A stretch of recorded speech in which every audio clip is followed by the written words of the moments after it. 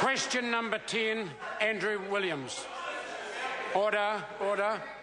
I've called Andrew Williams. Order, order. I've called Andrew Williams. Question number 10. Thank you, Mr Speaker. To the Minister of Land Information, how much of New Zealand farmland is foreign owned?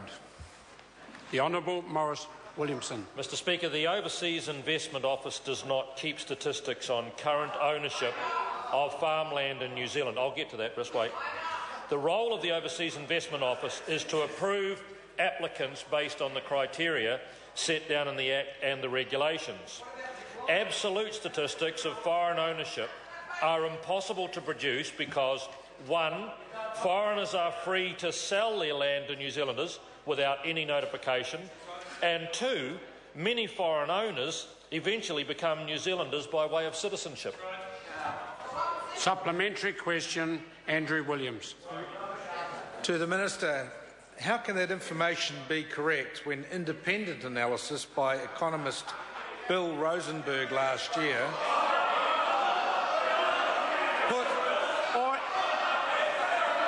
Order. Order. The member has a right to have his question heard. Andrew Williams, supplementary question. Repeating to the Minister, how can that information be correct when independent analysis by economist Bill Rosenberg last year put the real figure of foreign ownership at more than 1.2 million hectares, or 8.7% of all farmland in New Zealand? Honourable Maurice Williamson. Mr Speaker, I repeat, as I said in my answer to the primary question, it's not possible to know that because many foreigners who do buy land after several years of being here then become citizens, so they are now New Zealand owners. And secondly, many foreigners, after having bought land here, have then sold it to a New Zealander, do not need to notify anybody, and it is not possible to track those statistics. I would suggest Mr Rosenberg numbers are a bit shonky. Supplementary question. Point of order. Point of order, Andrew Williams. Point of order. I seek leave to table the report by Bill Rosenberg entitled Overseas Ownership of Land Far Greater than the 1% the Prime Minister claims. Leave is sought to table that document. Is there any objection? Yes, there is. Further supplementaries? Supplementary Question, Andrew Williams. So given the huge discrepancy between independent analysis of Dr Rosenberg... Order. I'm having trouble hearing the supplementary question. I apologise to the member. Could he start again? Thank you, Mr Speaker.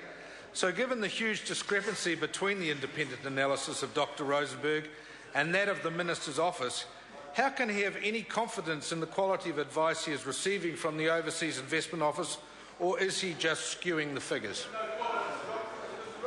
Honourable Maurice Williamson. Well, Mr Speaker, the member's trying to get me to choose between that terribly impartial economist Bill Rosenberg and the fact that the Overseas Investment Office say it's not possible to tell the actual status of each owner of each land title because of it having been sold on to a New Zealander not being recorded or them becoming a citizen. And so I don't quite know where the member says there's a discrepancy.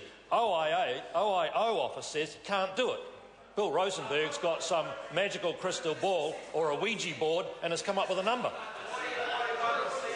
Supplementary question, Andrew Williams. To the Minister, why does his office and the OIA continue to skew the figures and the information of foreign ownership by excluding all land purchased? Order.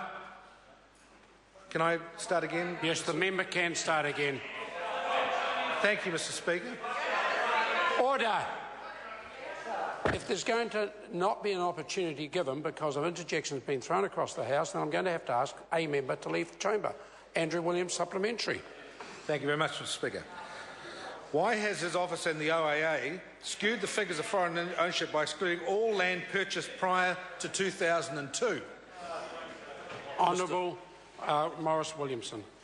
Mr Speaker, the OIO haven't skewed anything. They'll publish figures back as far as the member likes. This graph here shows the amount of land sold to foreigners under the Labor government, the last Labor government, relative to the land sold under the 4 years of the current national government. I have to say, sir, that in just 1 year, 2006, a year when the Honourable Winston Peters was a minister in that government, 383,000 Order. I have a point of order. I have a point of order to deal with from the Right Honourable Winston Peters. Mr. Speaker, Maurice Williamson knows full well that New Zealand First had signed a confidence supply agreement, not a coalition agreement with the government, and I was a member of the cabinet, outside of cabinet, though. Order. I thank the member for his contribution, but that's not a point of order. Further supplementary? Supplementary question, Andrew Williams. Mr. Speaker. And this is... Order. Supplementary question, Andrew. Order. Thank you, Mr. Speaker. And the last is the best one. In the interest of transparency and good policy making, will the government consider an official land register, which is being released as New Zealand First policy today, which would allow the public to see once and for all how much their country has been flogged off, and if not, why not? Honourable Maurice Williamson. No, Mr. Speaker. Consideration to such a scheme has been given in the past.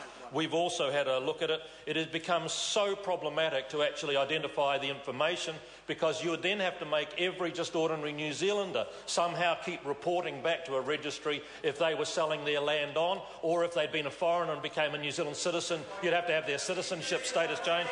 And so, Mr. Speaker, no, I don't believe it's that serious a problem, and we certainly wouldn't do it. Point of order. Mr. Speaker, I seek leave to table the evidence that the greatest number of declines and refusals of the Overseas Investment Office was when I was the Minister. Can I just have the source of that evidence, please? No, I'm not putting that. Question number 11, Jackie Blue.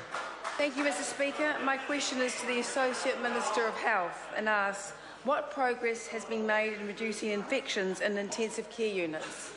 Honourable Joe Goodhue.